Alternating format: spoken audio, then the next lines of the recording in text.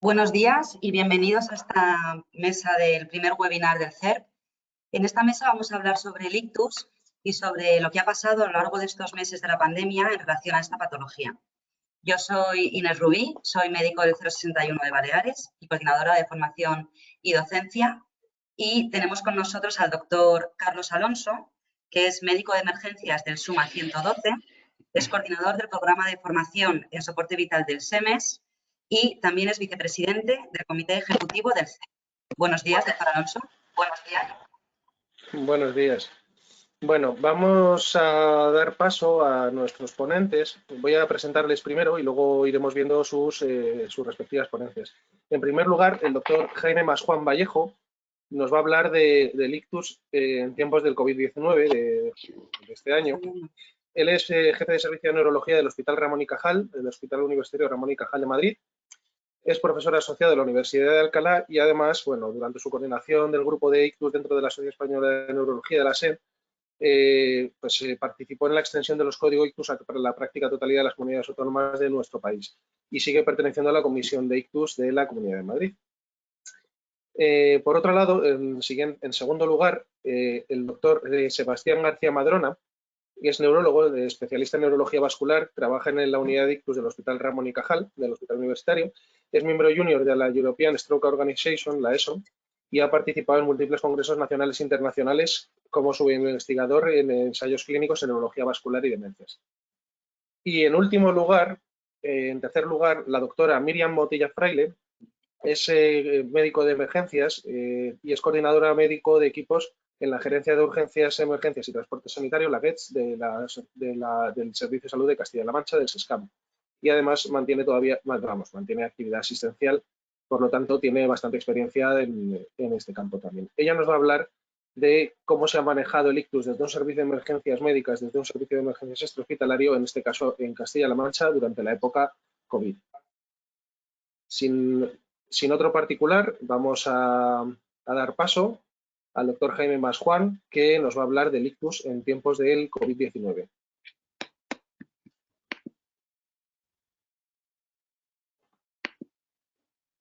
Ya tiene el rol de presentador.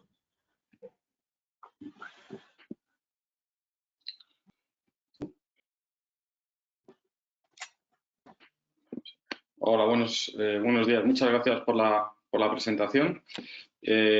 Bueno, voy a intentar en estos 20 minutos resumir un poquito lo que ha sido la problemática del ictus en el COVID. Cuando nos hablaron del COVID y vino esta pandemia, con lo que veíamos de Italia y de China, poca noticia había de la incidencia que podía tener los ictus relacionados en estos pacientes. Sabemos que el COVID atacó de gran manera en España, especialmente en la Comunidad de Madrid a principios del mes de marzo y hasta finales de abril, y sabemos cómo esta enfermedad sigue todavía atacando en España, aunque sí que es verdad que en la Comunidad de Madrid estamos siendo unos afortunados y esta segunda oleada está siendo muchísimo menos importante que la que vimos en marzo y nos ha permitido estar mucho mejor preparados para los ictus que estamos atendiendo ahora en estos momentos respecto a los que atendimos en primavera, ¿no? Ya casi desde el principio sabíamos que el COVID produce una serie de manifestaciones vasculares, pero sobre todo eran conocidas las que se producían a nivel de pulmón, posteriormente a nivel cardíaco, pero sí que también empezamos a ver casi desde el principio pacientes incluso jóvenes que aparecían en los servicios de urgencias, traídos por los servicios de emergencias con problemas cerebrovasculares, aparte de los que estaban ocurriendo en los pacientes que estaban ingresados en las UBIs durante mucho tiempo, ¿no? Sabemos que el COVID produce una serie de problemas en la cadena de la coagulación, ¿no? Como activación de los factores de la coagulación, una inhibición de los factores trombolíticos, un daño endotelial que va a producir muchísima propensión a tener trombosis arterial y venosa y una activación de toda la vía de las plaquetas, ¿no? De tal manera que si podríamos acabar esta diapositiva y fuese el final de la charla, este sería un poquito el resumen que podríamos decir, ¿no? Porque afortunadamente o desafortunadamente por la gran incidencia de pacientes y la gran cantidad de publicaciones que hemos tenido en estos 6 meses, ya se han podido hacer hasta metaanálisis, ¿no? Y revisiones de la literatura, cosa que en cualquier otra enfermedad hubiese sido tremendamente raro. Pues ya tenemos metaanálisis en una incidencia en el COVID, que solamente afectaba más o menos entre un 1 y un 1,5% de todos los pacientes que tienen COVID. Pero visto el gran número de pacientes con COVID que tenemos en España, pues al final el número absoluto de pacientes que padecen ictus también es importante y desde luego nos complica la vida a los pacientes y a los que trabajamos en las unidades de ictus, ¿no? Como casi siempre, la inmensa mayoría de los pacientes que tienen ictus son infartos cerebrales, en este caso pues aproximadamente es una proporción de 90-10 o 90-15, con infartos cerebrales el 90% y unas hemorragias intracraneales aproximadamente el 11-12%, ¿no? Y las características respecto a las series de ictus que no tuviesen COVID, pues las podemos resumir en estos 5 apartados, ¿no? Que son más jóvenes, son más graves al ingreso, hay mayor porcentaje de pacientes con oclusión de gran vaso y de etiología idiopática. Muchas veces los pacientes tienen infartos en múltiples territorios cerebrales, o sea, quiere decir que hay un embolismo múltiple o afectación de la coagulación en distintos territorios y desde luego tienen mayor mortalidad intrahospitalaria. Quería reflejar un poquito pues, uno de los pacientes que hemos visto hace muy poquito, ¿no? Pues un paciente de 60 años que era un paciente totalmente sano, que el 22 de octubre empieza con cuadro respiratorio, por lo que ingresa en un hospital de la periferia de Madrid durante 48 horas. Al no cumplir criterios de gravedad, finalmente se le da de alta con heparina bajo peso molecular. Y el 31 de octubre pues, aparece en otro hospital con una neumonía bilateral ya con datos de gravedad respiratoria, por lo que ingresa en el hospital. Y estando allí, pues el 3 de noviembre de repente sufre un ictus brusco con hemiplegia izquierda, bajo nivel de conciencia. Tienen que llamar a los compañeros de la UCI y tienen que intubarlo para poder llevarlo al TAC. Y se comprueba que hay una trombosis de la arteria basilar. En contacto con nosotros por el teleictus, se realiza trombolisis intravenosa y se programa traslado a nuestro centro que estábamos de guardia de trombectomía para intentar hacer una trombectomía, ¿no? La trombectomía es exitosa. Aquí vemos la neumonía bilateral por COVID, un defecto muy grande de la perfusión en todo el territorio posterior, en cerebelo y en tronco, y en la arteriografía se ve que hay una oclusión en el inicio de la vértebra con la basilar y post-trombectomía se consigue una recanalización completa. Pero como veis aquí, el traslado tardó muchísimo en realizarse desde el Hospital Severo Ochoa Leganés al nuestro, casi más de 3 horas. El traslado por la dificultad que tienen estos pacientes que salen fuera del circuito del código ictus habitual desde la sala de urgencias, todo al final se complica muchísimo, ¿no? Y la evolución del paciente, pues desafortunadamente, está haciendo que el paciente ha empeorado claramente su situación respiratoria del COVID y sí permanece todavía intubado, y aunque la recanalización en el TAC de control fue buena, con poco daño, no hemos podido todavía evaluar neurológicamente bien al paciente porque siguen pero no intubado en la UBI médica.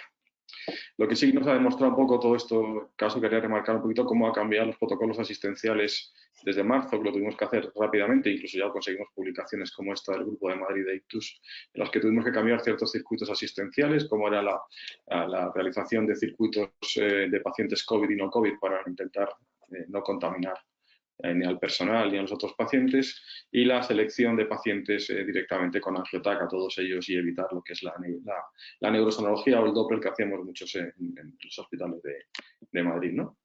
Y prácticamente en casi la mayoría de los grandes servicios de neurología de España y de la Comunidad de Madrid, donde más afectó, ¿no? Pues la planta de neurología desaparece porque está invadida por pacientes COVID, las unidades de ictus pues hay que cerrarlas, reformarlas, trasladarlas, incluso a algún hospital hay que crear 2, y eso hace que toda la sistemática, pues prácticamente en 10, 15, 20 días hubo que cambiar la sistemática de la evaluación en urgencias y posterior seguimiento del paciente. Como luego veremos, algunos de los autores también pues hablan de que cómo esta dificultad pudo haber marcado un poco el pronóstico de los pacientes, ¿no? Entre otras cosas, pues hubo que cambiar el lugar de administración de la trombolisis intravenosa en el 75% de los hospitales.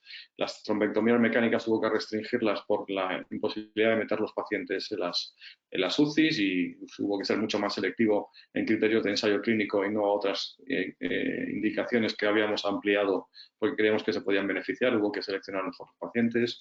Sí que hicimos en Madrid una cosa que fue muy útil, que fue que todos los centros de ictus capaces, que sabéis que tenemos un turno rotatorio donde hay 3 de guardia, de los 7 que estamos, decidimos que íbamos a estar de guardia durante el mes de marzo y abril todos los días para evitar los traslados secundarios, y eso creo que fue bastante beneficioso.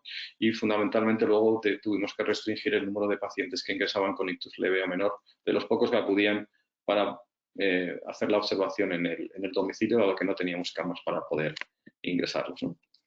En cambio, sí que se comprobó, y eso se ha comprobado en muchas ciudades del mundo, como aunque estos son datos del Hospital Clínic de Barcelona, como aunque las llamadas a los servicios de emergencia en este mes de marzo-abril aumentaron radicalmente, sí que se pudo ver cómo había un descenso del número de códigos ictus respecto al año 2019. Estos son los del 2020, estos son los del 2019.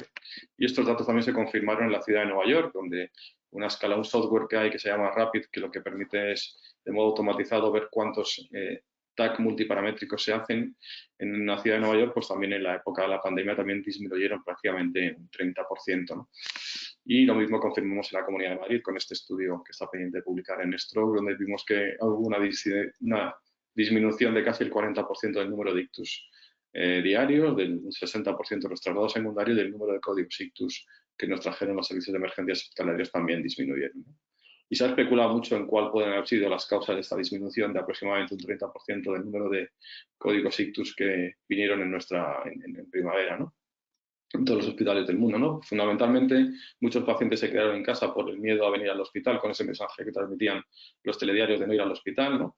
El aislamiento social y el confinamiento pues hizo que hubo una menor detección de los mismos, la saturación de los servicios de emergencias tanto intra como extrahospitalarios y, bueno, pues muchas veces los pacientes COVID, pues la sintomatología neurológica podía estar enmascarada por los síntomas del COVID, ¿no? Lo que sí que sabemos es que esto no es una gripe, como bien está claro, pero también a nivel de la enfermedad cerebrovascular. En este estudio que se comparó datos de una cohorte de pacientes con gripe respecto a la que tenían COVID, se vio que hay hasta 7 veces más ictus en pacientes que tienen COVID que la gripe. Y desde luego en este otro estudio de cohortes también se vio que el COVID tenía cierta relación con ictus y no es un fenómeno asociado por otras comorbilidades, ¿no? ¿Y cuáles pueden ser los mecanismos que pueden producir ictus en el COVID, ¿no? Pues fundamentalmente pacientes con daño endotelial, con vasculitis y la inmensa mayoría de ellos, como ahora vemos, tenían una etiología de ictus indeterminado, aunque también hemos visto ictus de etiología teromatosa o cardioembólica, ¿no? En este registro multinacional, ¿no? Pues podemos ver cómo hasta un 42% de los ictus tenían una etiología desconocida. En las series habituales el porcentaje de ictus criptogénico está entre 20 y 25%. Y no solo es que fuesen el 40%, sino que además el pronóstico de estos pacientes que tenían ictus estando con el COVID era prácticamente de una mortalidad del 40%, que también es una mortalidad elevadísima para este grupo de pacientes criptogénicos. O sea que ya tenemos dos datos: mayor mortalidad y sobre todo ictus de origen criptogénico. También, y un gran porcentaje de ellos tenían ictus de gran vaso, que son los que se benefician de trombectomía. También de un modo anecdótico, aunque también se han visto trombosis venosas cerebrales, es una patología muy frecuente en el grupo de ictus, que suele ser el 1%, pero también se han visto relacionados con el COVID, y también fenómenos de microangiopatía trombótica producido por este daño endotelial y esta vasculitis que produce el COVID. Aquí también en Madrid, del 25 de febrero al 25 de abril, recogimos todos los ictus que ingresaron en las unidades de ictus de la mayoría de las unidades de ictus de Madrid, y se vieron como el 22% de todos los pacientes que tuvimos con ictus eran COVID positivo, ¿no? Aproximadamente 100 pacientes, la mayoría de ellos, una vez más, de origen isquémico, aunque sí que vimos cierta cantidad de hemorragias. Y respecto a cómo manejamos el paciente con ictus en Madrid, pues pudimos ver cómo había un aumento de los ictus intrahospitalarios, casi hasta el 30%, y sí que conseguimos dar un porcentaje similar a los que no tenían COVID en terapias de reperfusión, un porcentaje bastante elevado, del 35%, teniendo en cuenta que recordar que muchos de los ictus leves no habían venido al hospital, con lo que el porcentaje de pacientes con ictus graves aumenta, y por eso este porcentaje tan alto de técnicas de reperfusión, que no es lo habitual, ¿no? Pero sí que se comprobó que cuando los pacientes tenían COVID íbamos más despacio en la evaluación del puerta TAC y del puerta aguja, fundamentalmente pues porque todos hemos comentado, ¿no? Todo era un circuito diferente, con mucha más precaución, con mucho más miedo entre los profesionales, y eso hizo que tanto el puerta aguja como el puerta TAC como el puerta hasta empezar la trombectomía se retrasaron en este grupo de pacientes con COVID, porque ya sabéis claramente que cuanto más tardamos en hacer las cosas, peor pronóstico tienen estos pacientes, ¿no? Pero las terapias de reperfusión en pacientes COVID no hay por qué desestimarlas, ¿no? Se ha podido ver que en series de casos ya publicados que tienen las mismas indicaciones que en pacientes no COVID, pero sí que es verdad que tenemos ciertas limitaciones en el tratamiento, porque muchos de los pacientes con COVID, más ahora que en la primera ola, están anticoagulados con el pañuelo posmuscular, que sabéis que es una contraindicación para poder poner la trombolisis. Muchos de estos pacientes graves tienen ya trombopenia y alteraciones de la coagulación que también impiden hacer la trombolisis intravenosa. Y bueno, pues todo lo que es el retrasar el tiempo en el diagnóstico y en la atención, pues hace que algunos de estos pacientes se pudieran haber salido fuera de la ventana terapéutica sin haber sido tratado, ¿no? Y sí que nos ha permitido una oportunidad para hacer trombolisis, que prácticamente en España se hacía muy poquita con TNK en vez de con trombolisis, con RTPA. Y este beneficio de este fármaco, el TNK, es que se puede aplicar en un bolo en 10-15 segundos y ya no hay que hacer la perfusión continua del RTPA, que retrasaba un poquito el traslado a otros pacientes y el tenerlos en zonas un poquito más complicadas. Lo que nos ha valido, digamos, el COVID para poder implementar los protocolos, los consentimientos con TNK. Respecto a la trombectomía, es una técnica que es en alta complejidad y que, bueno, pues en pacientes muy malos, pacientes que estaban intubados en la UBI, en prono, pues evidentemente es una técnica que hubo que limitarla como he comentado antes, a los criterios más básicos de los ensayos clínicos, y muchos pacientes muy graves pues, por situación respiratoria hemodinámica no han podido trasladarse o a otro hospital o a la sala de rayos para poder hacer la trombectomía. Sí que se ha visto una disminución importante del número de trombectomías que se han hecho, como en este estudio europeo, donde se vio más o menos una disminución del 20% de las trombectomías mecánicas y con un aumento bastante mayor en los tiempos respecto a series históricas, ¿no? Y en alguna serie, como esta francesa, se pudo ver cómo estaba un 40% de los pacientes. Después de la extracción del trombo se volvía a producir una reoclusión del vaso y con unas cifras de mortalidad altísimas de hasta el 60%. Es un estudio de París, no es una gran N, pero bueno, es significativo. Y en algún otro caso, como este de China, se vieron que sí que es verdad que la trombectomía, los porcentajes de pacientes con recanalización era similar antes del COVID y después. A nivel de la Comunidad de Madrid, pues como hemos comentado, los 7 centros estuvieron de guardia todos los días, disminuyeron los traslados del SUMA y el SAMU y los traslados interhospitalarios, pero sí que hemos más o menos cuantificado un 10% en la reducción del número de trombectomías respecto al año 2019. Vamos a hablar unas cuantas del pronóstico de los pacientes que tienen ictus y COVID, ¿no? Esta serie china, pues aquellos pacientes COVID que no tenían ictus tenían una mejor evolución clínica que aquellos que tenían un ictus durante su enfermedad por COVID, ¿no? Tanto en mortalidad como en morbimortalidad, ¿no? En este otro estudio multicéntrico a nivel mundial que participamos varios hospitales españoles, pues también pudimos ver cómo el pronóstico de los pacientes ya viene marcado desde el inicio porque son más graves desde que ingresan. En esta gráfica podemos ver cómo la mayoría de los pacientes, que están en azul, tenían una NIH al ingreso mayor que los que están en rojo, que eran series históricas sin COVID. Podemos ver cómo la mediana del NIH era claramente mayor al inicio y la evolución de estos pacientes durante el ingreso es que tenían una mortalidad pues prácticamente del 30-35% los COVID frente a una mortalidad mucho más inferior del 15-20% en los no COVID, ¿no? O sea que los pacientes COVID con ictus llegan con mayor gravedad y tienen un peor pronóstico en la evolución del hospital, ¿no? En la serie de Madrid también ha aparecido algo parecido. En tanto, si cogemos todos los ictus, la mortalidad es muy, muy elevada, de casi el 40%. En pacientes con infarto cerebral también es una mortalidad elevadísima y si nos vamos a la hemorragia intracraneal, pues todavía la mortalidad en algunos subgrupos es hasta casi del 100% o del 50%, ¿no? ¿Y por qué pueden tener peor pronóstico estos pacientes, ¿no? Pues podemos hablar de que hay un mayor porcentaje de pacientes con oclusión de gran vaso, que no eliminamos los ictus pequeñitos, hay un mayor porcentaje con lesiones simultáneas en varios territorios vasculares, mayor porcentaje de territorios vertebrovasculares, como se ha demostrado en alguna serie como la de Albacete, mayor retraso en los tratamientos de reperfusión, mayor gravedad sistémica de la enfermedad y un estado protrombótico mantenido por el COVID que puede producir recurrencias o reclusiones una vez hecha la trombectomía o la reperfusión, ¿no? Y desde luego peor control y monitorización hospitalaria al haber tenido que estructurar una organización funcional muy diferente en estos pacientes, ¿no? ¿Se puede hacer algo para la prevención de estos ictus? Pues sabemos que los pacientes a día de hoy están, sobre todo los pacientes con cierta gravedad, todos se le pone anticoagulación a dosis o profilácticas o dosis intermedias con heparina de bajo peso molecular. Realmente a día de hoy tampoco tenemos ensayos clínicos que nos digan que es mejor si una dosis profiláctica o una dosis intermedia. Hay ensayos clínicos en marcha que nos dirán la solución, pero desde luego sí que parece que hay que utilizar anticoagulantes en la mayoría de estos pacientes, ¿no? Con el inconveniente de las hemorragias intracraneales que ahora veremos, ¿no? Incluso este artículo de hace muy poquito, el 22 de octubre en New England, ¿no? Pues hay un debate entre dos expertos entre si realmente la dosis hay que continuar con dosis profiláctica o con dosis intermedias de anticoagulación, ¿no? Esperemos que tengamos en breve resultados de varios ensayos clínicos que hay y nos den una opción a ver si con qué dosis tenemos que utilizar, ¿no?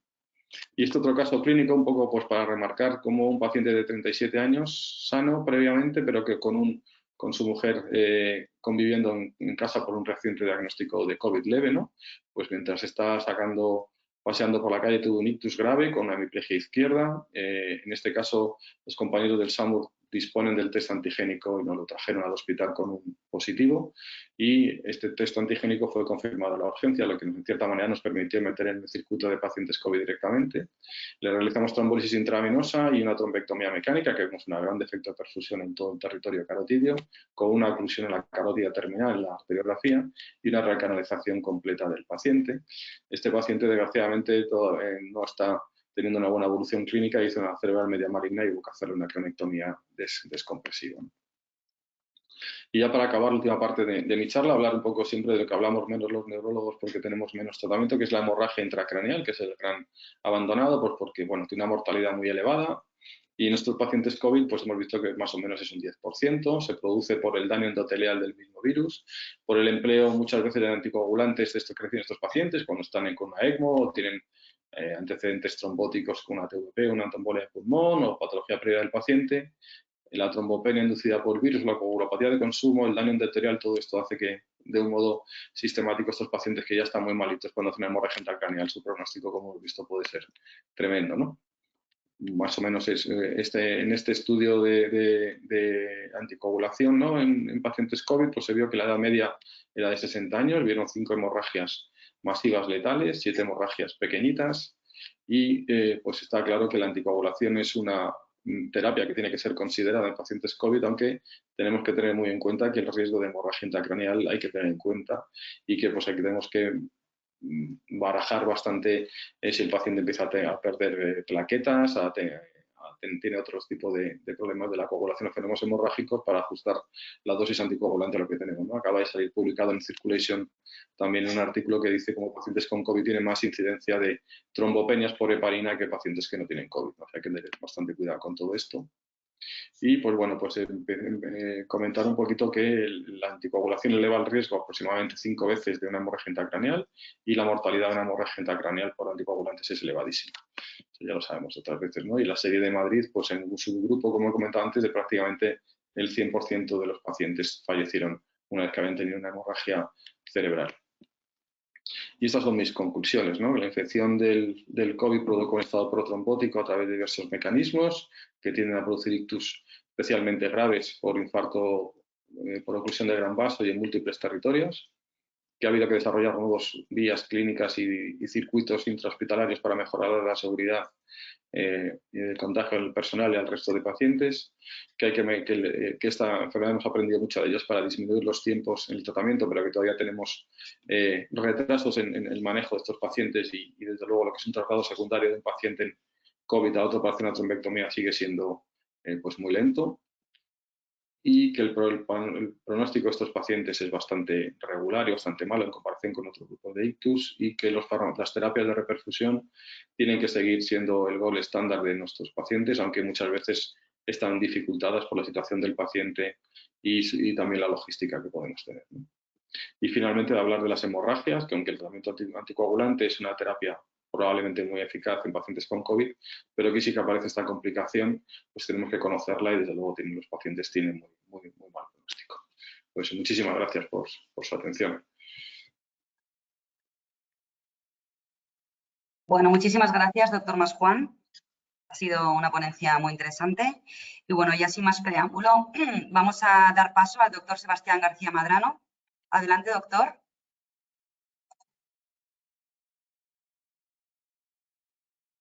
Doctor Sebastián García Madrano. Sí. Sí, ya le oímos.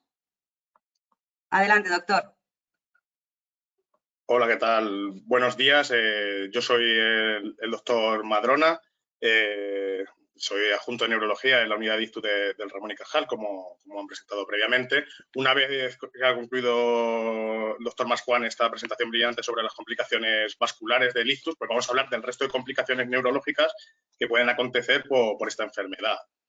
En primer lugar, tenemos que decir que la enfermedad por el SARS-CoV-2, que el COVID-19 es una enfermedad causada por el virus SARS-CoV-2, es un virus de la familia de los coronavirus, un virus que se ha demostrado más contagiosos que otros de la misma familia, como el SARS-CoV-1 y como el virus MERS, y que con ambos virus ya previamente se habían descrito complicaciones neurológicas. El aumento de los casos en las últimas semanas está siendo espectacular. Con esta segunda ola, prácticamente semanalmente estamos superando el récord en España. La última semana, más de 140.000 casos diagnosticados en nuestro país. Como ya sabemos, el COVID-19 o el SARS-CoV-2 provoca un espectro clínico variable con afectación multiorgánica. Al principio pensábamos que eso iba a provocar una afectación a nivel pulmonar, pero como en el tiempo hemos visto que tiene presentaciones sobre cualquier órgano. Dentro de las complicaciones neurológicas se han descrito varias, algunas de ellas notables, y la afectación de los diferentes órganos por el SARS-CoV-2 va a depender generalmente de la expresión que tiene en cada órgano el receptor AC2. En el caso del cerebro, este receptor se localiza preferentemente en los vasos y por eso, por lo que no es de extrañar que una de las principales complicaciones que provoca sea el ictus. En los últimos meses estamos viendo que el COVID-19 pues, provoca una afectación tanto a nivel cerebral, tanto a nivel medular, como a nivel periférico. Se han escrito múltiples patologías provocadas por el COVID-19. Tenemos algunas que son frecuentes, con lo cual podemos establecer un diagnóstico de causalidad. Posiblemente la causa de estas complicaciones neurológicas sea el COVID-19, pero también con el boom de publicaciones que hemos tenido en los últimos meses se han escrito muchos casos clínicos aislados. En estos casos, más que una causalidad, pues posiblemente haya que hablar de casualidad. Cuando analizamos las biopsias de los pacientes que tienen complicaciones neurológicas por el COVID-19, lo que nos encontramos, por ejemplo, en esta experiencia del Monte Sinaí, lo que vemos es una microangiopatía trombótica, vemos infartos agudos, daños provocados por la anoxia generalizada y hemorragias petequiales parenquimatosas. En este caso, estas secciones de histopatología de una serie de un estudio publicado por el Hospital de Albacete, pues lo que vemos es unos datos similares, con daño endotelial y con una inflamación perivascular, un edema, con una degeneración del neuropilo. En esta otra serie lo que nos estamos encontrando pues es lo mismo, son 18 pacientes con un daño anóxico agudo, con estos infiltrados perivasculares, con esta inflamación leptomeningia focal, pero el resto sin datos de meningoencefalitis. Cuando hemos estado hablando de afectación por el COVID-19, pues generalmente lo que esperamos encontrar es el propio virus que se replique a nivel de las secciones histopatológicas. Pero estos resultados no son así, son unos resultados muy dudosos. Por ejemplo, en este estudio solo en 3 secciones de las 42 que se analizaron se encontraron resultados positivos para replicación del SARS-CoV-2 y en el resto los resultados fueron no concluyentes porque tenían una muy baja carga viral o incluso negativos. Cuando hacemos inmunohistoquímica, pues nos pasa exactamente igual, no detectamos inclusiones víricas. Por eso lo que nos tenemos que preguntar cuando tenemos un paciente con un daño neurológico es si realmente tenemos un daño directo por el virus o si realmente es esta tormenta de citoquinas que parece que puede ser la responsable de muchos de los síntomas que provocan la infección por el COVID-19. Ya en las primeras series, por ejemplo, de Wuhan, series extensas, más de 200 pacientes, pues se describieron más de un 36% de síntomas neurológicos en estos pacientes. Los principales síntomas que se describen pues son síntomas generales, como puede ser la cefalea, como puede ser el mareo, como puede ser la miopatía. Y vimos que había una agrupación de pacientes que tenían una afectación tanto del olfato como del gusto. Si nos centramos en los resultados de nuestro país, por ejemplo, el estudio ALBA COVID, también realizado en el Hospital de Albacete, un estudio muy extenso, más de 840 pacientes, pues vemos que los resultados son similares a los ya descritos en la serie de Wuhan. Principalmente tenemos síntomas que podremos hablar de sistémicos o de generales, como pueden ser esas mialgias, esa cefalea, esos síncopes, pero también vimos que había otros síndromes que, aunque en un menor porcentaje, pero también se presentaban, como pueden ser polineuropatías, como pueden ser trastornos del movimiento o como puede ser esa disminución del nivel de conciencia de la que luego hablaremos. En esta gráfica temporal vemos como en los últimos meses pues hemos establecido cómo las afectaciones neurológicas se pueden desarrollar con respecto al inicio de los síntomas por el COVID-19. Así, desde las primeras fases vamos a encontrarnos esas alteraciones más inespecíficas, como puede ser la mialgia, como puede ser la cefalea, y a medida que va avanzando el tiempo, pues vemos que van apareciendo el resto de manifestaciones. Es el caso de enfermedades inflamatorias, como puede ser la mielitis, la encefalitis, el síndrome de Guillain-Barré, y también el ictus, que más o menos dentro de los 7 días desde el inicio de los síntomas es cuando se suele localizar su mayor prevalencia. Centrándonos de nuevo en la serie de Alba-COVID, vemos que esos síntomas, sobre todo los más dominantes, los pacientes que tienen COVID-19 desde el punto de vista neurológico, pues son esos síntomas inespecíficos, esa cefalea, esas mialgias, esos mareos y ese síncope. Pero es muy importante recalcar la alta tasa de anosmia y de alteración del gusto que nos encontramos en estos pacientes. Estos síntomas nos tienen que poner sobre alerta, puesto que cuando nos enfrentamos a un paciente, sobre todo en el terreno hospitalario, pues posiblemente esta simple pregunta de preguntar si el paciente ha perdido el olfato, si ha perdido el gusto, pues puede prevenir sobre la posibilidad de que el paciente sufra COVID-19 y que nos pueda poner en riesgo de contagio. En esta serie, publicada al respecto en nuestro centro, pues vemos que prácticamente el 40% de los pacientes con COVID-19 pues presentaban esta anosmia y esta alteración del olfato. Además, cuando vemos el patrón de cómo se afecta esta alteración, pues la mayor parte de los pacientes describen que es una afectación aguda, en algunos casos una afectación muy intensa y en otros pacientes pues la describen subaguda, pero siempre en un porcentaje mucho menor. Refiriéndonos o revisando otras series, lo que hemos visto, series muy amplias, por ejemplo, esta de más de 3.100 pacientes, pues en torno al 15,3%, un porcentaje menor del que hemos reportado en nuestra serie, pues en los primeros estadios de COVID-19 podían empezar con este tipo de síntomas. Es importante destacar que en pacientes ausintomáticos o paucisintomáticos, pues hay un importante porcentaje que el único síntoma que presentan puede ser este, mucho más frecuente en mujeres jóvenes. Y la recuperación suele estar aproximadamente dentro de los 3 primeros meses. Es muy variable. Algunos pacientes solo les dura unos días, otros les duran unos meses, con una mediana de 7 días desde el inicio de los síntomas. Analizando en resonancia magnética, lo que vamos a ver es una alteración de la mucosa nasal, pero también vemos que en el bulbo olfatorio, que es uno de los posibles mecanismos fisiopatológicos por el cual que se han descrito como posible método de entrada del COVID o del SARS-CoV-2 dentro del sistema nervioso central, pues lo que encontramos es una atrofia y no encontramos mucho más dentro del bulbo olfatorio. Pasando a otro síntoma frecuente que también nos debe alarmar ante la valoración de un paciente es la cefalea. La cefalea tiene descrita en el COVID-19, pues tiene una prevalencia publicada muy variable, que anda del 8% hasta llegar en algunas series a más del 70%. Prácticamente 3 de cada 4 pacientes que tienen esta enfermedad pues pueden presentar cefalea. Es una cefalea que suele ser simultánea a otros síntomas, más de la mitad de las ocasiones, y predominantemente es una cefalea que nos puede poner en alerta. Es una cefalea frontal o craneal bilateral de una intensidad moderada o alta y que tiene agravantes como puede ser la actividad física o la tos, lo cual nos pone ante una cefalea que nos tiene que poner en alerta por si pudiese ser una cefalea complicada. Muchos de estos pacientes además presentan otros síntomas como puede ser la fotofobia, la sonofobia o esa sensación de prostración. Además, es importante destacar que esta cefalea tiene una respuesta irregular a analgésicos y prácticamente solo el 50% responde a analgésicos de primera línea. El resto de los pacientes pues, van a necesitar dosis más altas de estos analgésicos empleados. Si analizamos otra serie, vemos que la cefalea, al igual que como hemos visto con la anosmia, pues tiene un inicio muy precoz de los síntomas, muchas veces va a preceder a la fiebre y va a tener una duración variable. Generalmente va a ser una duración entre 24, 48 horas, 72 horas, pero hemos visto pacientes que van a tener una cefalea mucho más prolongada. Cuando hablamos del espectro clínico, de cómo se presenta esta cefalea, pues hemos visto que es muy variable, muchas veces es simplemente un desencadenante de crisis de migraña.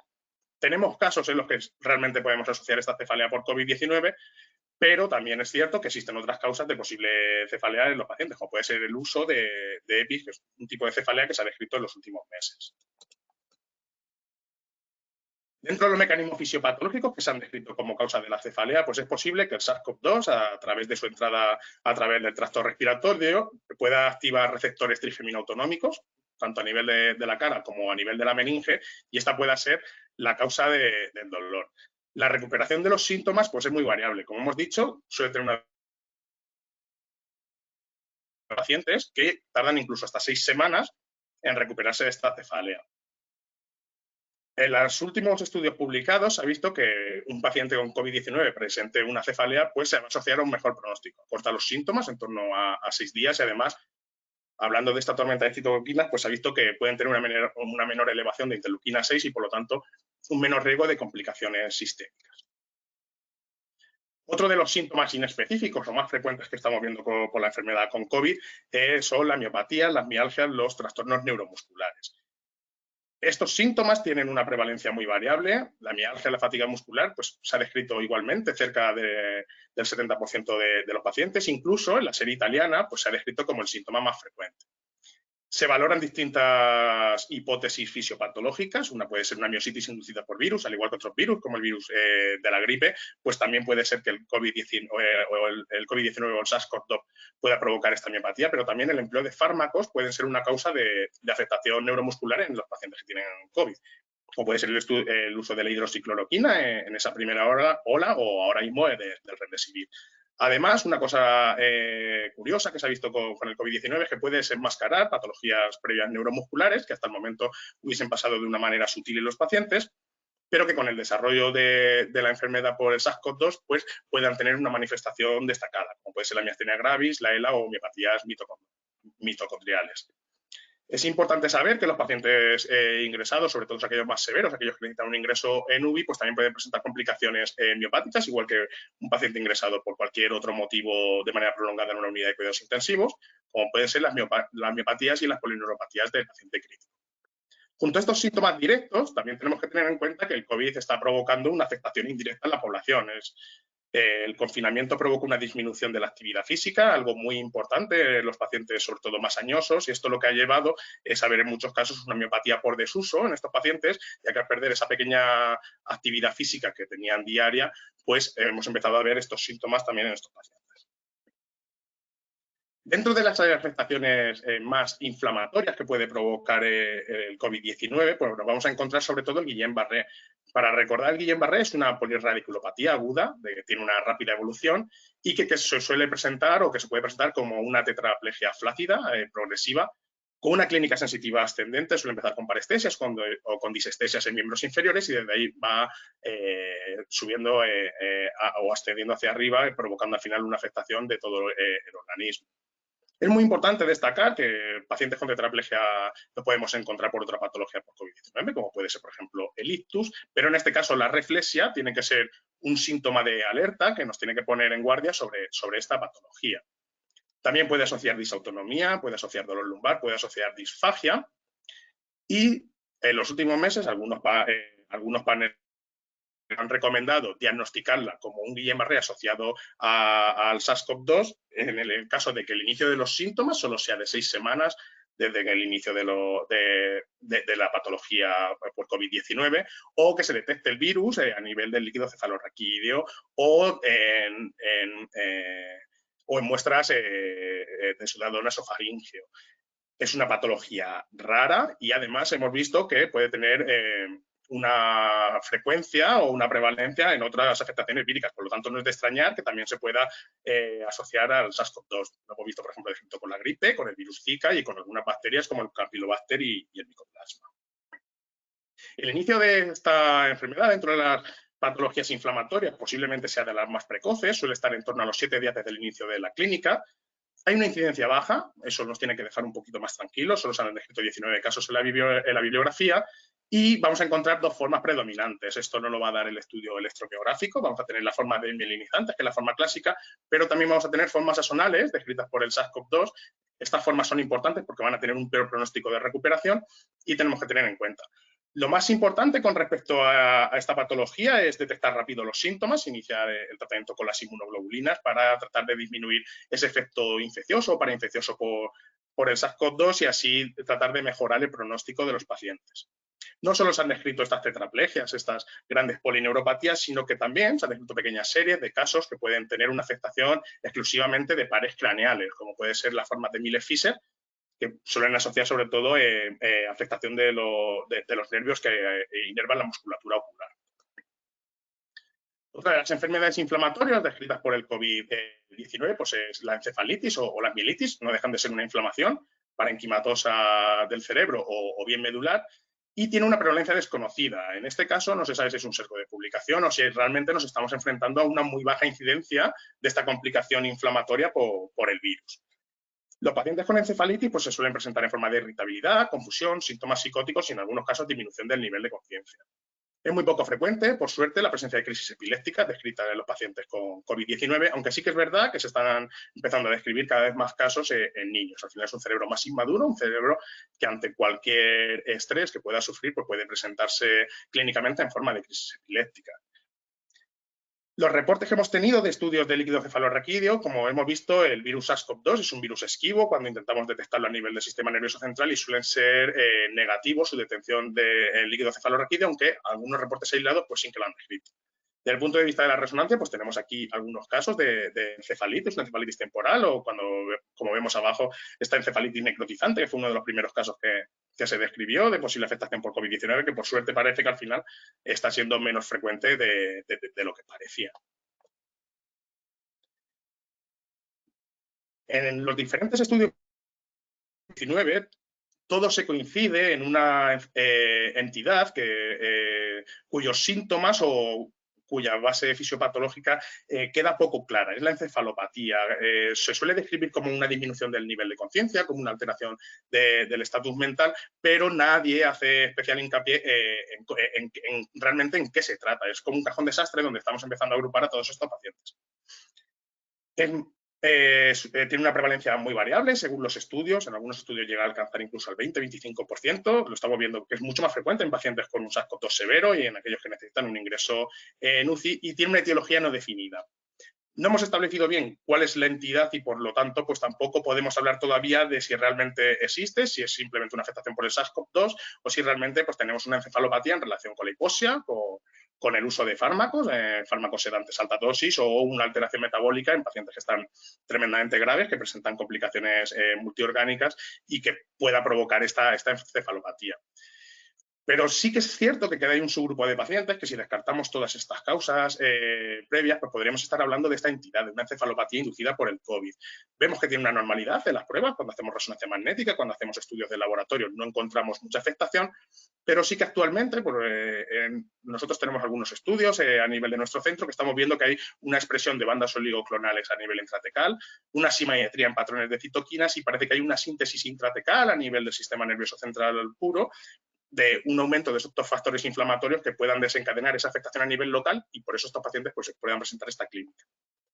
Esta clínica tiene se trata de un cuadro clínico subagudo, suele durar de horas a días, puede consistir en cambios de personalidad, una inatención, una desorientación, puede asociar alteraciones del comportamiento, agitación psicomotriz, en ocasiones muy grave, que necesita alta dosis de antipsicóticos para tratarla. Y luego, la forma más grave, pues lo que nos encontramos simplemente son pacientes en coma, en un mutismo acinético, sin ningún tipo de reacción a los estímulos o cuadros de esta agitación tan importante o delirio. Otra de las enfermedades inflamatorias que se han descrito con el SARS-CoV-2, previamente ya se habían descrito como complicación posinfecciosa por otros virus, como el de la gripe, pues es la encefalomielitis aguda diseminada. Se trata de una enfermedad desmielinizante e inflamatoria, se produce, por suerte, tiene un curso monofásico, solo se produce una vez, puede provocar síntomas a nivel de una afectación múltiple del sistema nervioso central, también de la médula. Y lo que estamos viendo es que es más frecuente en adolescentes. Por el momento es una enfermedad que se ha descrito como complicación infecciosa o parainfecciosa en pocos pacientes y eso es una buena noticia, ya que es una enfermedad que potencialmente puede ser tremendamente grave. Como hemos visto, el COVID, por razones infecciosas o parainfecciosas, puede provocar afectaciones neurológicas agudas, pero no debemos olvidar que los pacientes neurológicos crónicos son unos pacientes que pueden estar en riesgo de tener una complicación más grave con la enfermedad del SARS-CoV-2. Así, en esta serie, COVID-19 en Parkinson, pues vemos que si estos pacientes están en unas fases más avanzadas, si tienen una institucionalización o si tienen una neoplasia previa, pues van a tener un mayor riesgo de complicación por el COVID-19 y un mayor riesgo de morbimortalidad. Por eso es importante destacar el hecho de que los pacientes tengan enfermedades neurológicas crónicas que nos tienen que poner en alerta sobre la posibilidad de desarrollar estas complicaciones más graves. Como ya ha explicado el doctor Masjuan, también nos pasa lo mismo con el caso de los ictus. Cuando tenemos un paciente que tiene un antecedente de ictus, pues tiene un mayor riesgo de desarrollar neumonías más severas o de desarrollar unas formas más graves que pueden desencadenar una mayor mortalidad. Dentro de estas enfermedades neurológicas crónicas, en un momento se tuvo especial temor con los pacientes con esclerosis múltiple. Tenemos que tener en cuenta que son pacientes que en muchos casos tienen inmunomoduladores o están en tratamiento inmunosupresor, de tal manera que se contempló que podían ser pacientes donde el COVID-19 pues, pudiese tener una mayor repercusión y pudiese provocar formas más graves.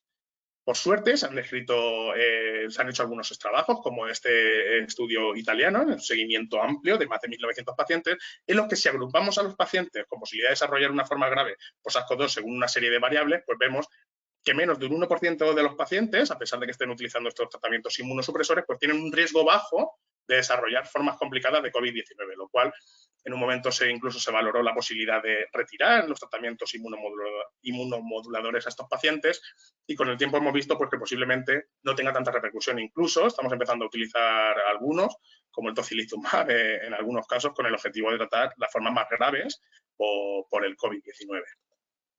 En conclusión, lo que tenemos dentro de la afectación neurológica por COVID, pues vamos a tener una afectación neurológica frecuente, muy variada, con una bibliografía muy profusa, con muchos casos clínicos descritos, en los cuales a veces resulta difícil establecer si estamos ante una relación causal o si simplemente es una casualidad y se ha descrito un paciente y que tenía COVID-19 y además puede tener otras cosas. La afectación neurológica por SARS-CoV-2, si bien es plausible, igual que se ha descrito con otros virus respiratorios, los hallazgos a nivel de anatomía patológica son muy escasos o son inespecíficos, pero ello no nos tiene que hacer pensar que este virus es inocuo para el sistema nervioso central. Tenemos que tener especial atención con síntomas frecuentes como la anosmia y la disgeusia o la cefalea. Estos síntomas nos deben poner en alerta ante un paciente que estemos valorando con una afectación respiratoria, puesto que nos deben ayudar a mejorar la prevención y utilizar los equipos adecuados para evitar el contagio de personal sanitario por esta enfermedad. Al igual que en otras infecciones, pues han descrito múltiples formas de afectación infecciosa, de afectación parainfecciosa por el virus, como la forma de Guillain-Barré, la encefalitis, la mielitis. Por lo tanto, es lógico que este virus pues, también pueda provocarlo. Y junto a estas afectaciones neurológicas agudas, pues también tenemos que tener en cuenta que los pacientes con enfermedades neurológicas crónicas, como ictus, tienen un mayor riesgo de desarrollar formas más severas por el SARS-CoV-2, se asocia un mayor riesgo de morbimortalidad, pero por suerte los pacientes más jóvenes que tenemos dentro de la neurología crónica, como son los pacientes con esclerosis múltiple, pues por el momento no hemos podido demostrar que existe un aumento del riesgo de morbimortalidad por esta patología. Muchas gracias por todo. Muy bien, muchas gracias, doctor García Madrona. Vamos a pasar el control. A ver. Muy bien, pues a continuación va a hablarnos Miriam Motilla sobre cómo se ha manejado el ictus en un servicio de emergencias en la época COVID, en este caso en Castilla-La Mancha. Doctora Motilla, cuando usted quiera.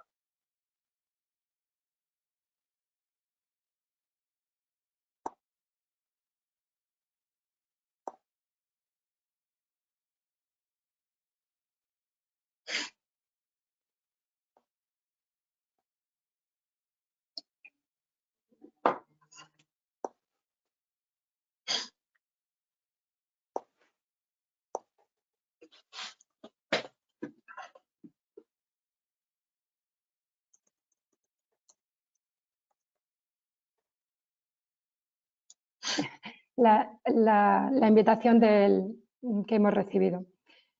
Agradecer a los compañeros igualmente que me han apoyado en la extracción de datos, principalmente al director médico de nuestra gerencia, Juan Valenciano, a través de quien nos vino vinculada esta invitación, y de Mar Palazuelos y Raúl Echevarría.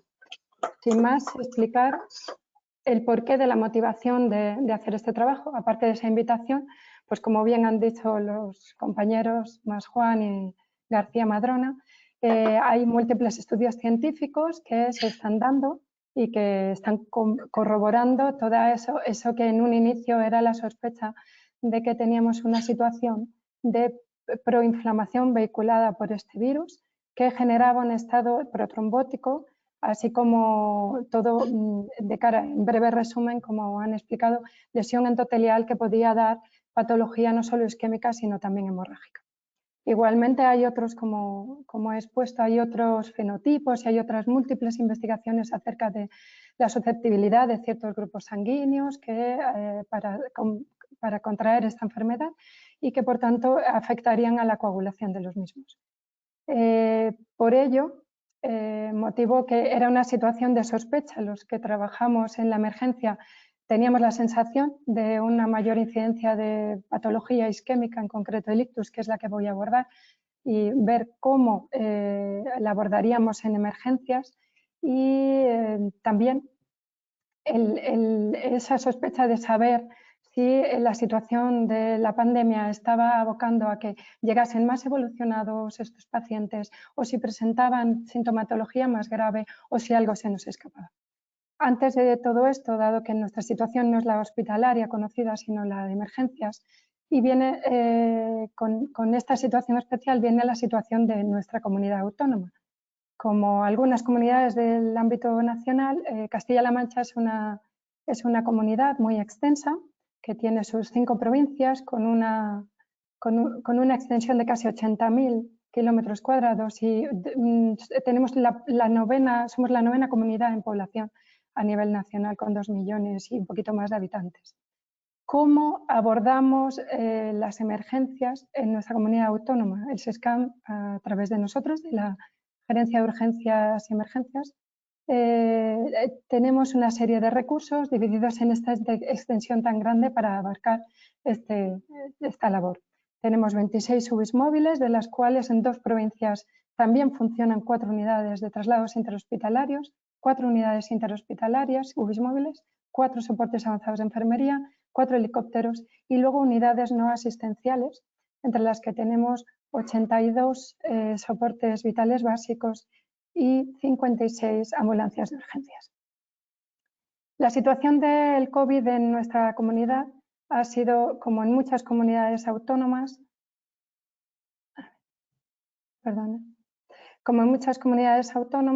la de 2 olas. La primera ola, en la que la situación de casos no ha excedido a la segunda, ha sido más significativa en esta segunda ola y se ha repetido en las 5 provincias. Esta primera ola afectó fundamentalmente a Ciudad Real y a Toledo. Sin embargo, en la segunda ola ha afectado por igual a las 5 provincias, con un poquito más de predominio en la provincia de Toledo. La situación de los casos... La situación de los casos que hemos acumulado a lo largo del año, en una percepción del 1 de enero a 31 de agosto, ha sido la que ven en pantalla. Casi 60.000 casos confirmados de COVID, de los cuales casi 50.000 se han recuperado. Hospitalizados en planta fueron casi 13.000, 1.300 ingresados y 3.300 fallecidos. El ámbito de exposición fue fundamentalmente, como en la mayoría de las comunidades, en los domicilios. Y hablar que en nuestra comunidad autónoma disponemos de un código ictus, igual que en todas las comunidades a nivel nacional, y disponemos de algoritmos. Tenemos intrincado los distintos niveles asistenciales, el hospitalario, el extrahospitalario y atención primaria. Para ello, en nuestras unidades llevamos los códigos en un formato de checklist para que los profesionales lo vayan siguiendo para dar la mayor y mejor calidad asistencial a estos pacientes. En ese código igualmente llevamos el NIS, la escala NIS, porque algunos de nuestros recursos abarcan cronas de aproximadamente, los más lejos, 45 minutos. Y en ese tiempo es, como ha dicho el doctor Masjuan, más que importante saber la evolución del NIS para saber cómo, una vez llegada a la puerta, se debe de obrar de cara al código ictus con estos pacientes. Al igual que tenemos la escala RAC implantada para la valoración de aquellos casos, como se está viendo este año, de mayor afectación y de obstrucción de un vaso de gran calibre.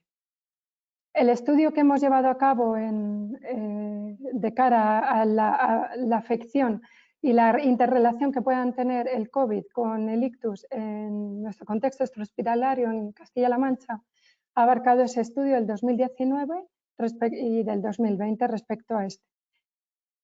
Para ello hemos hecho una extracción de datos que nos fue un poco compleja porque sufrimos un cambio de pasarela telefónica desde el 2019 al 2020, cambiando, por lo cual perdíamos una serie de historias.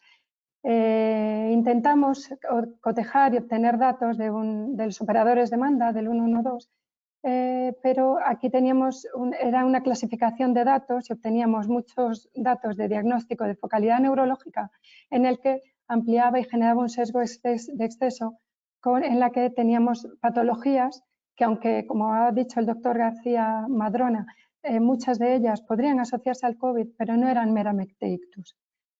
Por otro lado, ceñir la obtención de datos únicamente a los preavisos de código ictus no se extraía a todos los ictus que no entraban en código, con lo cual no nos era factible. Por último, decidimos utilizar una herramienta. Nosotros, aunque comenzamos a tener tablets y historia informatizada por este cambio de pasarela, se vio interrumpido y de momento contamos con historia escrita a papel. Pero tenemos una herramienta por la que escaneamos esas historias y podemos comprobarla. Por ello, lo que hicimos es extraer 711 historias de las que, comprobando y contrastando con todas estas otras fuentes que he mencionado previamente, hicimos un filtrado de los ictus que teníamos entre manos en esas dos franjas de los años 2019 y 2020. El periodo que se estudió fue del 1 de marzo al 30 de septiembre para coincidir con la época de la pandemia, y las variables que se fueron estudiando, aparte de mirar los incidentes y los recursos que los habían asistido, en un primer lugar para ver si la pandemia estaba afectando a alguna de las variables que nos generaba sospecha. Una de las variables estudiadas fue el tiempo de asistencia. Estudiamos ese tiempo desde que las unidades llegaban al domicilio del paciente hasta que salían con rumbo al hospital, por no poder contemplar los tiempos de transmisión hacia el domicilio ni de ida al hospital, porque como los recursos están repartidos por todo el territorio y son de diferente cronología, no tenía el fin a estudiar. Otra variable es si habían sido contemplados dentro de las historias por los clínicos como ictus o no, así como ver las variables de si se trataban de accidentes isquémicos transitorios o hemorragias que sospecharan in situ por la clínica los propios clínicos. Miriam, ¿sí? discúlpame, no tienes encendida la cámara, no se te está viendo. O sea, se está viendo la presentación, pero la cámara la tienes apagada. Vale, aquí estoy. Perdona. Perdona la molestia. Nada. Otro de los variables que miramos fue si era código ictus o no era código ictus, porque a los AIT no los considerábamos, claro está, y a los ictus hemorrágicos los consideramos bien fuera porque la clínica era patognomónica o porque no, porque nosotros hasta que no llegan al hospital algunas veces y se les acepta el TAC, la clínica no nos deja entrever en algunas ocasiones. Otra variable eran los transportes interhospitalarios, porque no todos los pacientes, dada la extensión, tienen su centro de referencia, es un centro útil para el código ictus. Otra variable fueron edad y sexo y la sospecha de COVID. Aquí era importante hacer manifiesto si en las historias los clínicos habían puesto que los pacientes presentaban una realización de alguno de los test o estaban pendientes de ello, habían presentado clínica compatible con infección por el SARS-CoV-2 o lo que fuere. Igualmente buscamos condicionamientos de la pandemia, de la infección, para con el aviso en sí que se daba del ictus, bien fuera demora en el tiempo por la colocación de EPIs, por algún otro aspecto que el familiar o el propio paciente pudiera manifestar, etc. Aparición de nuevos síntomas, que en global decir que la mayoría iban relacionados a la presentación de síntomas compatibles con la infección. Buscamos otros síntomas que fueran neurológicos, aunque fuera de los comúnmente encontrados en la patología ictus, así como pues, meningitis, alguna otra, y encontramos una variedad de la que casi todos fueron enfocados a una sospecha COVID. Fiebre, febrícula, disnea, infección de vías aéreas superiores respiratorias previa y otras más neurológicas como la cefalea, alguna mialgia, el vértigo que también se presentó, o incluso en algunas ocasiones ya venían demostrados porque el paciente presentó la clínica, se nos activó porque presentaba la clínica en el centro de referencia al que fue, y al no ser útil le hacíamos el traslado interhospitalario y incluíamos esos síntomas. También otra variable es de una percepción subjetiva de los clínicos en la anamnesis que contrastaban con la familia de presentar clínica evolucionada de ictus, pero que por la situación de pandemia no habían acudido ni solicitado asistencia, como por ejemplo el que sale en pantalla, que llevaba un mes con una pérdida de fuerza leve, pero que no le había dado importancia y era el inicio de ese ictus que luego se presentó que ya estaba evolucionado. Y otros hallazgos casuales como el encontrar o bien pruebas porque estaban ingresados en el centro de referencia no útil de dímero D o alguna otra hallazgo que hubiéramos podido encontrar. Como resultados del estudio, ver en la comparativa 2019-2020 que parcelamos la presentación de los ictus que eran códigos ictus de los que no, entendiendo como no aquellos AIT y los ictus que no entraban en código porque no reunían los requisitos.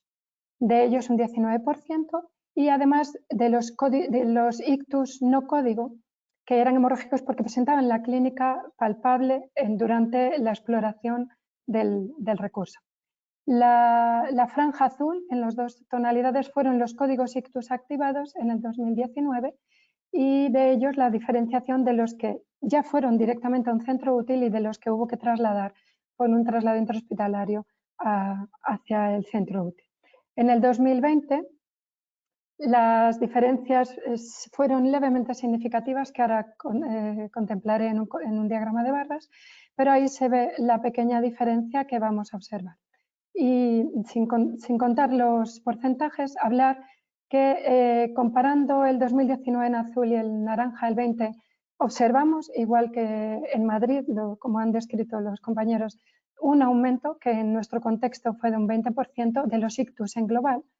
En cuanto a los AIT, dado el número tan pequeño, determinamos que no era un dato estadísticamente significativo, porque ese descenso podíamos explicarlo como que disminuyó porque muchos de esos AIT, la clínica que presentaban se había resuelto o bien a la llegada del recurso, con lo cual ni siquiera se activó y codificó como probabilidad de AIT y muchos se daban alta.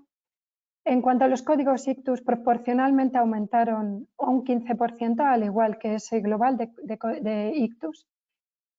De los códigos ictus, desglosar en los que se transportaron interhospitalariamente y los que no lo hicieron porque llegaron a su centro de referencia que era útil, habían aumentado proporcionalmente un 26%, pero al igual que ha ocurrido en Madrid, como el doctor Masjuan ha comentado, contemplamos curiosamente que había un descenso de un 41%, lo que no cabía en nuestros números cuadrados de decir si habíamos aumentado el porcentaje de ictus en un 20% y de códigos proporcionalmente, ¿por qué bajaban esos traslados interhospitalarios de los mismos? A continuación daremos nuestra sospecha. Igualmente nos llamó la atención que en los ictus que no eran subsidiarios de código habían aumentado más de la mitad ese porcentaje y quisimos ver el por qué.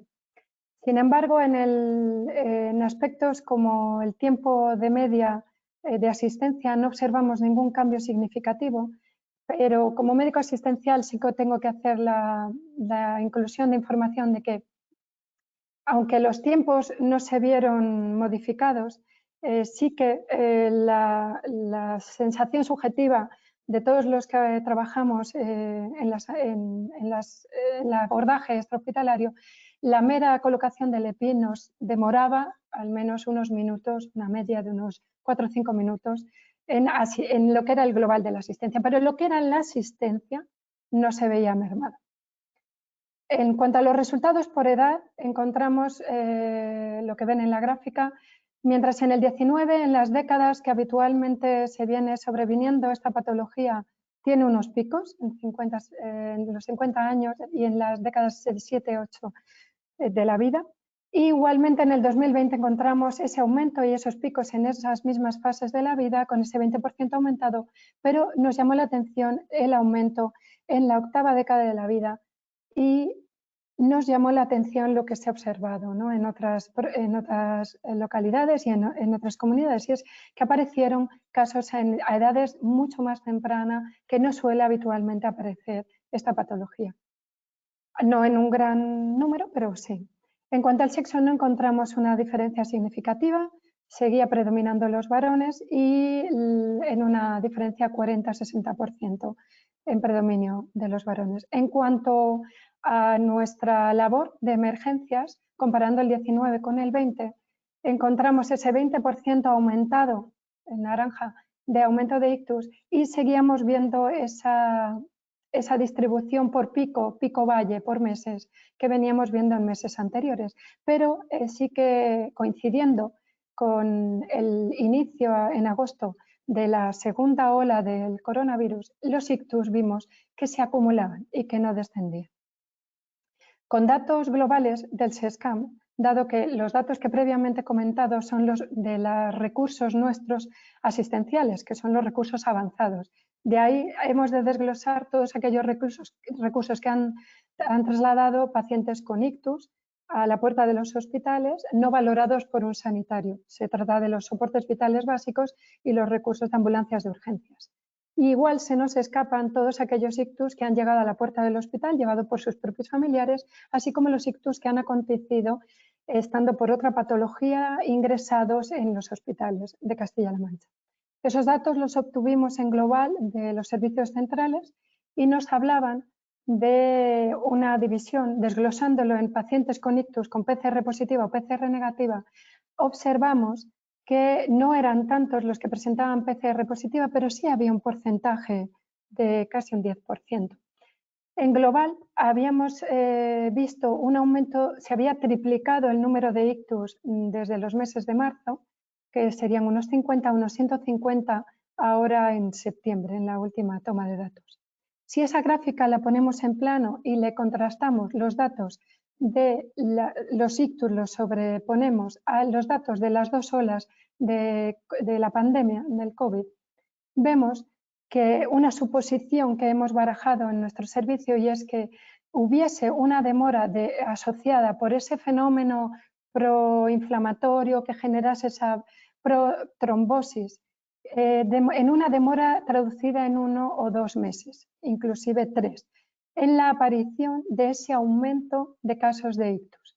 De tal modo que cuando debiera de bajar esa incidencia de ictus al coincidir con la segunda ola, se ha acumulado e inclusive ha llegado a aumentar. Las conclusiones de nuestro trabajo en extrahospitalaria en Castilla-La Mancha son las que comentamos: un aumento de la incidencia al 20%, que no ha habido ningún cambio significativo en los AIT que nos haya llamado la atención, que sí nos ha llamado la atención el descenso de los traslados interhospitalarios, que en teoría debieran haber obedecido a ese aumento del 20%, sin embargo ha descendido, y que lejos de la suposición de pensar que es porque los recursos estaban ocupados en realizar esos traslados, barajábamos la hipótesis de si fuese, porque a diferencia de ciudades o provincias como la de Madrid, dada la dispersión, nosotros barajamos los números de si ha aumentado el número de códigos, debieran haberse hecho en traslados interhospitalarios y haber aumentado. Y esa hipótesis iba hacia si pudiera ser porque, dado que en los núcleos urbanos de mayor población se ha tenido mayor incidencia la pandemia, pudiera ser que ha sido en estas zonas donde el ictus ha tenido mayor relevancia. Y de ahí que al de tener los centros útiles en estas poblaciones no haya habido esa necesidad de traslados interhospitalarios. O bien pudiera ser por justificaciones como el doctor Masjuan ha justificado. Otra peculiaridad que encontrábamos es ese aumento significativo de los ictus que no eran susceptibles de código, y barajábamos la posibilidad que pudiera ser porque la población que no entraba en código por diversa motivación pudiera coincidir con la misma motivación que les hace más susceptibles a infectarse más susceptibles de infectarse por el virus SARS-CoV-2.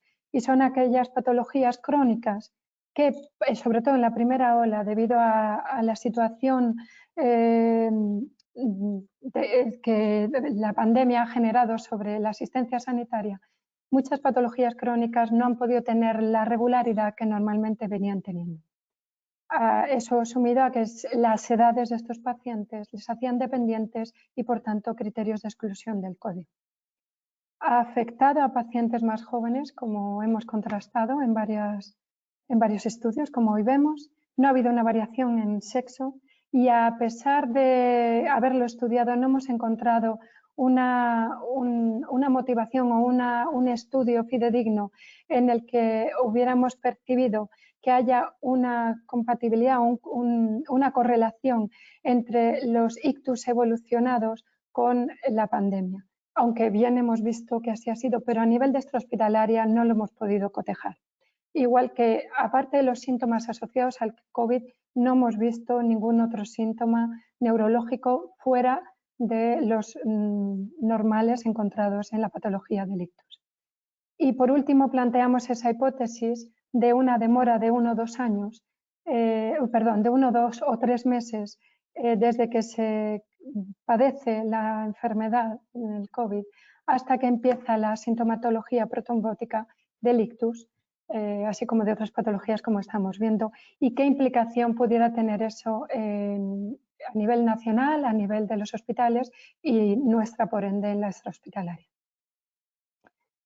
Sin más, agradecerles su atención y animarnos a todos que, aunque esto no ha acabado, seguimos en la lucha por todo aquello que nos importa, que es la salud de nuestros pacientes. Muchas gracias. Muchísimas gracias, doctora Motilla, por la presentación. Ahora tenemos paso a unas cuantas preguntas que nos han hecho los participantes. Y bueno, la primera pregunta es dirigida a usted, doctora, aunque bueno, podría ser dirigida a cualquiera de los ponentes porque, como veremos, puede ser un tema de gestión extrahospitalaria e intrahospitalaria.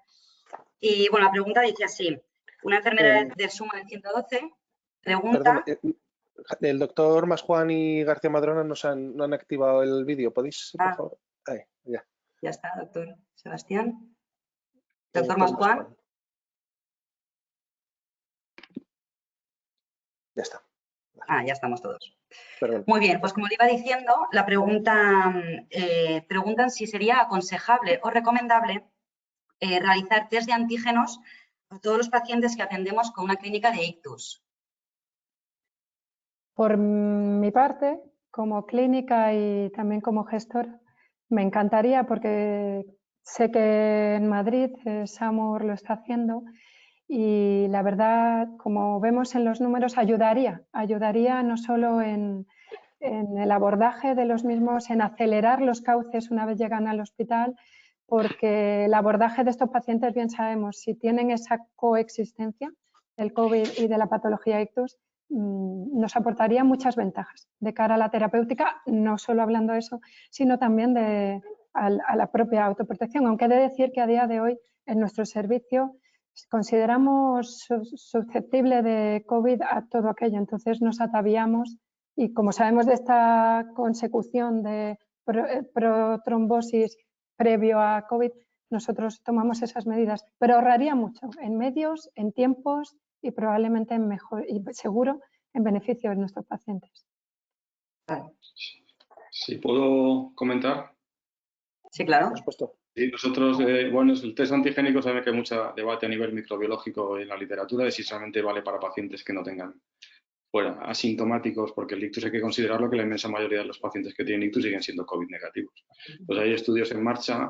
En nuestro hospital, por ejemplo, estamos haciendo test antigénicos según llegan y comparándolo con PCR. De momento los resultados están siendo buenos y sí que es verdad que algún paciente que detectamos con el antígeno nos vale para poder reutilizar sobre todo la vía del paciente COVID y protegernos bien, ¿no? Entonces yo creo que en ese sentido es una técnica que puede ser útil, pero que hay que contrastarla y compararla si realmente los resultados son eficaces en pacientes con ictus, ¿no? Sí, ¿no? Y además la rapidez y la inmediatez que pueda tener, que si es un positivo ya te implica utilizar circuitos de sucio, me imagino. Eso es. Sí, sí. Muy bien. Doctora Motilla, ¿puede dejar de compartir pantalla para que se está viendo ahí y dar el control a... Ahora, ya está. Perfecto. Bien, tenemos varias preguntas. Nos quedan 12 minutos. A ver si me da tiempo. A ver, para el doctor García Madrona hay una pregunta que nos ha hecho un asistente que menciona que pregunta si las personas con trombocitopenias autoinmunes van a tener peor pronóstico en caso de coronavirus y que le ha parecido oír que eran frecuentes, y se ha mencionado, las trombocitopenias inducidas por heparina, las TIC. Y en ese sentido yo también quería preguntarle si os habéis planteado, o sea, se ha planteado en algún momento el utilizar más fondaparinux que heparinas de bajo peso, o no sería algo coste efectivo. Y quiero decir, debido a las complicaciones que puede suponer la trombocitopenia inducida por la heparina, efectos trombóticos, ¿no? Es una pregunta un poco... Bueno, bien, sí. Yo creo que es una pregunta más para el doctor Masjuan, posiblemente. Es verdad que sí que se ha visto una trombopenia inducida por heparina un poquito más frecuente en estos pacientes. Son pacientes con una tremenda severidad, pacientes ingresados en UBI. Siempre vemos que tienen una trombopenia inducida por heparina con mayor frecuencia que en el resto de los pacientes. Posiblemente el fondaparinux sea una solución, una respuesta para evitar esta trombopenia, pero yo creo que lo más importante es saber con respecto a estos pacientes que tienen un aumento del riesgo hemorrágico ya de por sí. Si además el uso de heparinas a dosis profilácticas también nos puede aumentar este riesgo prohemorrágico, pues seguramente el fondaparinux pueda ser una buena elección. Con todo, principalmente por encima de las hemorragias, las complicaciones por SARS-CoV-2 son complicaciones protrombóticas, de tal manera que el empleo de heparina pues parece que es la vía a seguir. Incluso, como bien ha comentado el doctor Masjuan, se están planteando estudios de probar anticoagulación en lugar de dosis profilácticas. Entonces, por encima de estos posibles riesgos, de esta trombopenia inducida por heparina, posiblemente tengamos que manejar mejor los beneficios de la prevención de todos los eventos trombóticos a nivel cerebrovasculares y también a nivel pulmonar, como la alta frecuencia que tienen estos pacientes de TVP y de TEP. Sí, yo creo que la incidencia de trombopenia por heparina es muy baja, y en estos pacientes que es un poquito más alta sigue siendo muy baja. O sea, creo que el fármaco de elección tiene que ser la heparina bajo peso molecular normal, pero sí que tenemos que estar muy preparados o muy listos a la hora de si empezamos a ver que el paciente empieza a tener trombopenia, por realizar la determinación de los anticuerpos para hacer el cambio a fondaparinux. Muy bien. Vale, tenemos otra pregunta para el doctor Masjuan, que dice que se ha mencionado que el COVID podía introducir cierta confusión clínica a la hora de abordar los síntomas de un ictus. ¿En esto a qué tipo de síntomas se refiere exactamente? Bueno, pues los pacientes en el contexto extrahospitalario, fundamentalmente al tema de la alteración del lenguaje, ¿no? Pues los pacientes, a veces si son mayores, tienen cuadros confusionales, y eso pues puede sugerir que si el paciente está con fiebre, pues el cuadro confusional, lo que es una afasia, se diagnostica en cuadro confusional y no se activa el código ictus. Y luego, a nivel de los pacientes, a nivel del hospital, los pacientes que están en la UBI, pues muchas veces o están con oxígeno alto flujo o en la subcris, pues no se puede hacer una buena exploración neurológica por la situación respiratoria, o más si están boca abajo, ¿no? En el prono, pues es muy difícil detectar una hemiparesia, por ejemplo. Y luego el contexto hospitalario, que muchos de estos pacientes están encerrados en habitaciones, sin familiares o en casa, ¿no? Entonces, pues siempre esos síntomas se van a confundir. El tema de la cefalea en los códigos ictus no suele ser un problema, pero sí que es verdad que a veces hemos tenido algún caso con meningitis, donde el paciente tenía COVID y meningitis, hay que estar un poquito ojo avisor, ¿no? Y sí que, si me permiten, quería hacer un inciso en el tema de los ictus hemorrágicos, ¿no? Que he entendido un poquito la presentación de Miriam, como el código ictus es para todo tipo de ictus, los isquémicos y los hemorrágicos, de tal manera que hasta que no llega el paciente al hospital y le hacemos un TAC, no hay ninguna determinación clínica que nos diga 100% si es ictus hemorrágico. O sea que evaluar o decidir qué hacer con un paciente simplemente por los datos clínicos no creo que sea correcto. El paciente tiene que ser manejado con un código ictus, y hasta que no tengamos el TAC no vamos a poder determinar si es ictus isquémico o es hemorrágico. Podremos apostar y podremos tener más probabilidades en función de los síntomas clínicos que tenga el paciente, pero jamás se puede decir si un paciente 100% seguro es isquémico o hemorrágico sin un TAC. Muy bien. Muy bien. Bien, tengo una para la doctora Motilla. Nos preguntan si se ha planteado ampliar datos a otras comunidades autónomas de estos datos que han recogido ustedes, sobre todo en el sentido de si se puede hacer un estudio a nivel nacional o a nivel más amplio, que si se puede correlacionar lo que mencionaba de la hipótesis de trabajo, del incremento el incremento de la incidencia de ictus a los 45 o 60 días tras la fase clínica inicial, y si eso puede tener implicaciones a la hora de la gestión de prever después de un pico de una oleada, cuándo va a venir el pico de ictus para adecuar los recursos asistenciales. Si eso es factible y si se lo han planteado. Una vez hicimos el estudio y vimos la probable correlación, nos planteamos que esto teníamos que extrapolarlo y teníamos que intentar documentarlo con otras comunidades por si era puntual nuestro, y sí, porque esto habrá que extenderlo a los estudios hospitalarios y valorar si de cara a nuestra actuación habremos de cambiar nuestro proceder en los códigos o no, sin duda. Muy bien, yo tenía también una pregunta para el doctor García Madrona, que si tienen datos sobre la recuperación a medio plazo, ya que a largo plazo todavía no ha habido tiempo, de la disgeusia y la anosmia, y qué papel pueden tener los tratamientos rehabilitadores en ello. Bueno, los datos van un poco en la línea de lo que se ha publicado hasta el momento. Parece que la recuperación generalmente suelen ser en pocos días o semanas. Se han descrito casos muy persistentes, casos con más de 3 meses de afectación. Todavía es pronto para saber a largo plazo cómo se van a recuperar a estos pacientes, pero lo que sí que parece, por lo que se ha descrito, es que la recuperación es paulatina. Poco a poco el paciente va recuperando el olfato o el gusto, si no al 100%, pero sí en un porcentaje bastante respetable en las primeras semanas o incluso meses. Con respecto a la rehabilitación olfativa, es una técnica que tiene más bien baja eficacia, pero con respecto a otras afectaciones provocadas que puedan provocar afectación del olfato. Entonces, en este caso, posiblemente tengamos que esperar más una recuperación del tipo espontánea que una recuperación basada. Rehabilitación. Muy bien, gracias. Bien. Tenemos, yo creo que nos da tiempo a una última pregunta. A ver, bueno, incluso una penúltima. Para el doctor Masjuan nos preguntan si cambia mucho la fibrinolisis en los pacientes COVID que desarrollen una CV, presuponiendo esa situación de hipercoagulabilidad, y si afecta mucho al protocolo las modificaciones, el hecho de que ya estén con heparina, ya estén con anticoagulantes orales o ya estén con nuevos anticoagulantes orales, no dicumarínicos. Si eso supone alguna diferencia sustancial a la hora del abordaje de la fibrinolisis. Por ser paciente COVID, no, ¿de acuerdo? O sea, la trombolisis se puede hacer igual. Lo único que hay que ver esos factores que tienen estos pacientes, pero que es semejante a cualquier otro paciente que estuviese anticoagulado. La trombolisis intravenosa no se puede hacer en pacientes que están con heparina bajo peso molecular. En pacientes que están con Sintron solo se puede hacer si el NR está por debajo de 1.7. Y la utilización de trombolisis en pacientes con los anticoagulantes de acción directa, que afortunadamente cada vez son más prevalentes en España, y por eso tenemos menos complicaciones hemorrágicas y menos ictus, solamente se debe hacer en aquellos pacientes los que estemos seguros que el paciente no ha tomado estos fármacos en las últimas horas de modo habitual, ¿de acuerdo? O sea que en general la trombectomía se puede hacer estando a todos los pacientes aunque estén anticoagulados, pero la trombolisis intravenosa en aquellos pacientes que no están anticoagulados, salvo que estuviesen el INR por debajo de 1.7 si toman Sintron.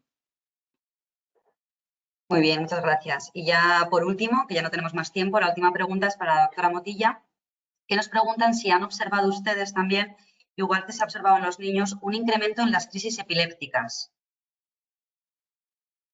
No hemos tenido una observación al respecto. De hecho, edades infantiles no hemos tenido ninguna en el estudio. No, ni además porque buscamos focalidad neurológica para extraerla y no hemos encontrado ningún dato al respecto.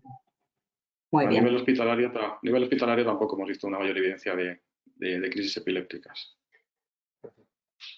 Vale. Muy bien. Perfecto, pues vamos a cerrar la mesa. Quiero darles las gracias a los 3 ponentes por sus exposiciones, que han sido magníficas. Ha funcionado informáticamente todo a la perfección. y os agradezco, ya os tuteo, os agradezco sinceramente vuestra participación en este primer webinar y también quiero agradecer a Inés su colaboración conmigo en esta moderación de esta mesa. Muy bien, pues Gracias. muchas gracias a todos. Muchas gracias. Concluimos la Hasta mesa. luego. Gracias. Adiós, hasta luego.